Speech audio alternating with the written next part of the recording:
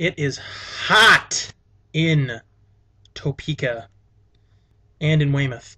It's very hot here, unfortunately. So, hello and welcome to my half of the Opinionated Bastards, henceforth referred to as OB. That's what OB stands for, Opinionated Bastards. Welcome to my half of the Opinionated Bastards channel. I gotta warn you right off the bat that I'm yet again having computer problems, which seems to be the trend whenever we try and get these video series started. My good friend Jacob, hi Jake, is working on fixing it right now, so hopefully, if not by the time for the next video, but for a video real soon, I'll be able to have everything up and on time. I apologize for the moderate lateness. I know James made it sound like I would have a video up the day after his, but, you know, a little over 48 hours, not bad. Otherwise, I think that my good buddy James has done a really good job of summing up what exactly this is meant to be. If you didn't catch his video, please go watch it, because you're going to be lost for this one. But I'll just give you the basic rundown. Excuse me. 1, this is a continuation of the LMC Vloggers effort that kind of fell by the wayside back in the December-January period. 2, this is a cheap ploy to attract even more internet popularity. 3, it's a riff off of the Opinionated Bastard segments that we introduced in the Lemoyne College student newspaper, Dolphin, which we're now both on the editorial staff of. And yeah, to quiet the rumors, we will hopefully, that will be making an appearance next year. I mean, I can't guarantee that, but I have no plans on stopping it. I've not actually asked James that. James, we're still doing that next year, right? I mean, maybe not even weekly, but yeah. Anyways, and 4, it's a way for me to reconnect with my long-lost different channel. Oh, by the way, Jamma. That's my pet name for him. I call him Jamma. People don't get it when I send in text messages, but I call him Jimma Jamma, Jimma. But, Jimma Jamma, you stole my Inglorious Bastard bit, you picklehead. Picklehead is an insult we use in my summer camp to bleep out the naughty language.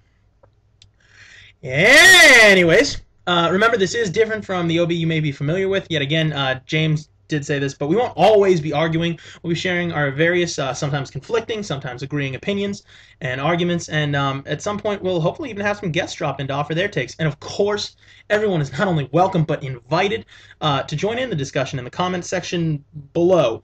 Unless you're viewing this like 5 years in the future. Hey, future self, what's up? And the comments have been moved to like the side or the other side or like up there and like some screen behind you or whatever it's like in those crazy flying cars that you guys have got. Hey, by the way, how's Pikmin 3? I know you guys just got it. Alright, on to the review. Transformers 3, also known as Transformers Revenge of the Fallen, but yeah, Revenge of the Fallen? No. What? Dark of the Moon. I'm sorry about that. That's... I still have that resentful, bitter taste in my mouth. Better wash it out with this Osama bin Laden soda. So long, Osama. Bottoms up. Wetting my whistle. So, I'm kind of like Jim in that I didn't exactly grow up alongside the Transformers toy line or the expanded mythos like in the animated series. I never viewed the films, which people seem to have, you know, really liked. Those are the animated films, again, not the new ones, clearly, that we're talking about. And I didn't really know who's who when it comes to the robots in disguise. In the 90s, when I was a kid, I mean, I did own a couple of Beast Wars toys, but I think that's about it. And even though I'm the dorky one, you know, we got this dichotomy, James and I. He's kind of the more of a film buff. I'm kind of more of a dorky dork. But yeah, I mean, I'm really not all that much familiar with this franchise than he is. So I don't want to dwell on a summary of what the other movies have been. But I'm just going to give you the rundown on what I've thought of the 3 Transformers flicks, just to kind of sum it up. Number 1, what I've done! Number 2, across this nude bay! Number 3, Yankee Park song! As you can see, they're all the same damn song. Or at least, actually, they were for the first 2 movies.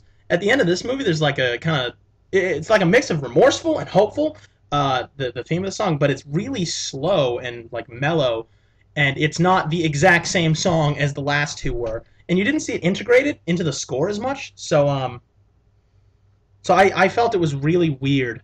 I don't know if I'm the only one that caught that, but that felt weird for me. But no, so this is how I actually felt about the movies when I was watching them. So this is me at age 16. Oh my god, he's got it fucking oh my god, everywhere! This is so awesome! Megan Fox is stupid hot! And then this is me at age 18. How convenient! The Jim Crow bots have uncovered yet another convoluted plot point with their constant picturing. Oh, Megan Fox is filthy, stupid hot. And then this is me at age 20. Oh my god, these giant fighting robots everywhere! And I can actually tell which one's which! Is that a robot Sola? This is so awesome! Rosie Huntington-Whiteley is stupid hot!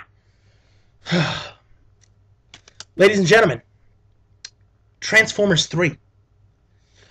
Gotta cool down. Gotta sip my farewell Osama soda. It's delicious. God bless America. Anyways, Transformers 3, also known as Transformers Dark of the Moon, but that's really only a pertinent title for like the first 30 minutes of the feature. It should have really just been called Transformers 3 or something like Transformers Giant Robot Battle. The title's really cumbersome and managed to actually be more inconvenient and nonsensical than the last one was, Revenge of the Fallen. Ugh. But back to what I was saying about the first 30 minutes. They are far and away the worst portion of this movie. And even though it still manages to squeeze in the best, like, hot chick in her underwear opener this side of Lost in Translation, it's still very weak. But Michael Bay, that was appreciated. Thank you. Just I want to here.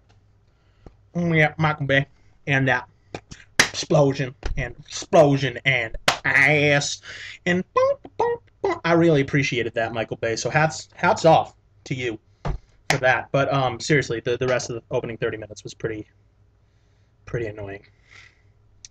Other than that pretty laney Heidi that satisfies the male viewers, the first half hour is really lackluster, and it's very familiar and similar to anyone that saw the second Transformers movie. It's pedantic, it's slow, it forces a lot of characters in that don't need to be there. And instead of using the time to like refresh viewers' memories of the last two movies, and I mean that's just the trend these days in the age of sequelitis. I'm not saying that's how it should be, but that is how these sequels tend to go. Not just Transformers, like every sequel, they refresh the viewers' memories because they think that we're stupid. That didn't happen because instead they get this slow-moving restitching of U.S. history, like the space race and stuff. It kind of feels like what Zack Snyder did with his Watchmen adaptation, but really weak. Anyways, we discover that NASA has known about the Transformers all along, even during the last two movies where, allegedly in the first one this was the first time we made any contact with anyone but Megatron. That turns out immediately to be false in this one. And it seems like a really interesting plot point. And it's ditched 30 minutes in. I mean, they give it a ton of setup, and the setup's boring, but I would have actually liked to have seen the fallout from that scene. What it made, the trailers made it look out to be, was Optimus Prime at odds with the humans because you lied to us. But they never follow that up. It's one scene and then boom, everybody's friends again. Everybody's best friends. I mean, you'd think that they'd want to keep like this political intrigue thing going, but again, it falls to the wayside and is really quickly forgotten. And that seems really familiar to what would have been a great plot in the last movie, or great subplot rather, which was they set up like this exploration of the Decepticon hierarchy. How Starscream relates to Megatron and how Megatron relates to the Fallen, blah, blah, blah, blah, blah. And there was like one scene where I'm like, oh, this is where it's going to get interesting. And it doesn't. It's really stupid. But after we get that might have been interesting NASA thing if they had pulled it off a little bit better, you get like these really weird expository scenes that show the relationship between Sam and Carly, his new girlfriend. Who was I the only one that noticed that those are the names of the characters from Nickelodeon's iCarly? Just saying. But these scenes for like 30 minutes, no action. There's a little bit of action. They go to Chernobyl in Russia, and it's like 3 minutes action and then 30 minutes of just dialogue. I went to Transformers to watch giant fighting robots and explosions, not people talking. And of course, that means John Turturro, who was really unnecessary in the last film. He's back. He was not necessarily in the first film, really. I mean, I like John Turturro, but I don't like him in these movies.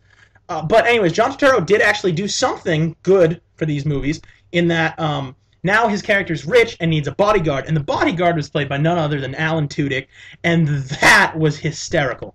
The other characters that you see that everyone hated were Sam Witwicky's parents, and I never actually disliked them as much as everyone else did. I found them really funny in the first movie, and in the second movie, the thing with the pop brownies did make me laugh. I admit that. So I didn't have a big problem with them or their presence in the past movies or in this one, but Michael Bay has taken note that people did dislike them, and they're cut down to a very minimal role.